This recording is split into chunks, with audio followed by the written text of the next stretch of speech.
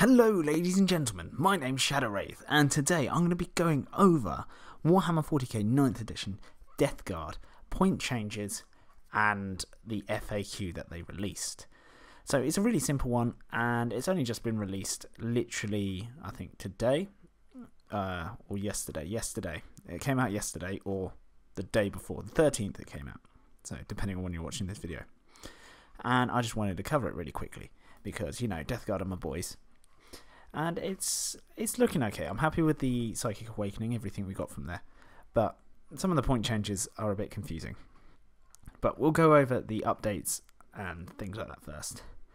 So basically, what we've got here is all Death Guard datasheets excluding Chaos Cultists and Poxwalkers add the following ability, Hateful Assault, where you gain 1 attack if you charged or performed a heroic intervention that turn.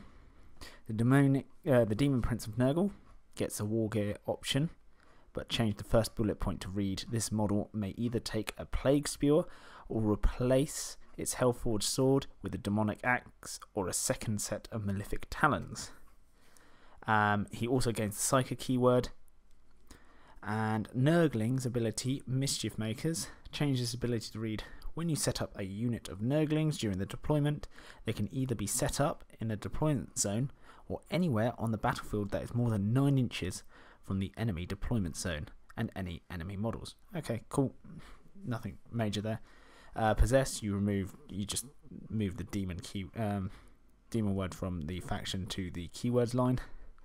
Now, here we go. Malefic Blight Haulers abilities Tri-Tract, delete this ability. Okay. Basically, it's just getting rid of the stated ability that they can move and shoot heavy weapons with no penalty, but vehicles can do that anyway now in this new edition.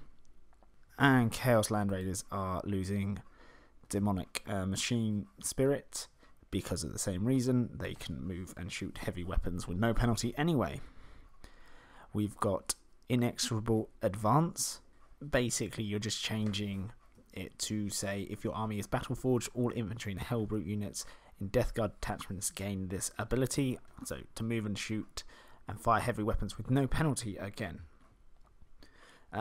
Stratagems, Gifts of Decay rule text, add the following, you can only use this stratagem once per battle. And basically what that one does is you can have extra relics, add extra relics for extra CPs to heroes or HQs in this case.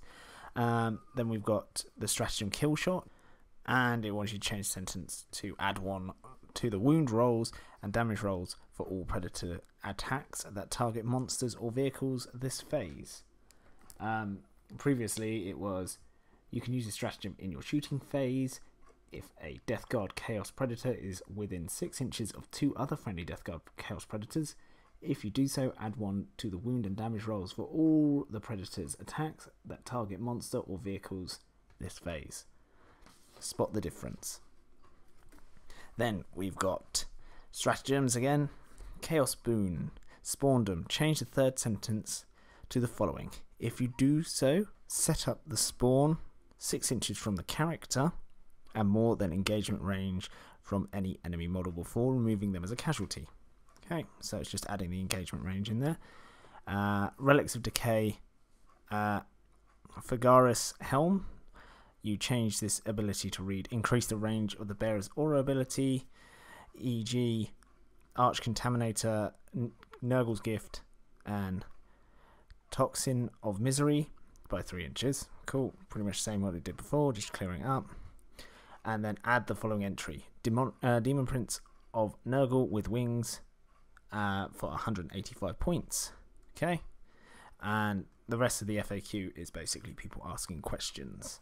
So yeah, points changes. What have we got for Death Guard?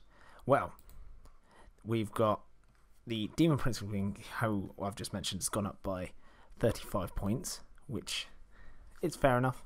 He's pretty good. Lord of Contagion only going up by 3 points. We've got Typhus. Now this is the biggest offender, going up by 20 points, which I think is quite a lot because he's not insane and I didn't think it was really necessary, but that's what they decided to do. Mortarian's gone up by 20 points, which is fine, whatever. Cultists have gone up by 2 points, which is really dumb. They cost more than a guardsman now, and a guardsman is better because they've got orders, they've got better support, they've got everything. So, sure, have fun, people who love playing with cultists.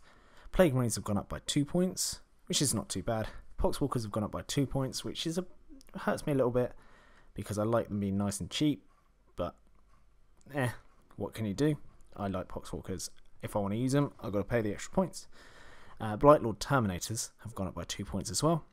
Flower Blightspawn has gone up by 8 points, and the Fotted Bloat Drone has gone up by 17 points. Possessed has gone up by 3 points, and the Plague Burst Crawler has gone up by 30 points, which is quite a lot. I know it's because he's got Blast, which is really good against hordes of infantry, but on top of that, yeah, he can shoot whilst in combat, but he can't shoot with his mortar, so 30 points? That seems quite expensive. I'm lucky to read these points out, and I'm giving a link to the channel where I found these points out in case you want to watch the whole video and find your factions. I'm only focused on Death Guard because that's one I'm covering, but it's it's worth a look, so I'll leave it in the description down below. So there's the shout out for that channel. Almost pro gaming. Anyway, let me know in the comment section down below what you think of these changes in points, and the FAQ. I mean, was it really necessary? Not really. For most of it's quite obvious, but they need to put it in the games because people are dumb. Well, not everyone, some people. So, hey ho, it's good to clear things up, I guess. Anyway, thank you ever so much for listening. I hope you have an absolutely fantastic day, and I'll see you in the next video.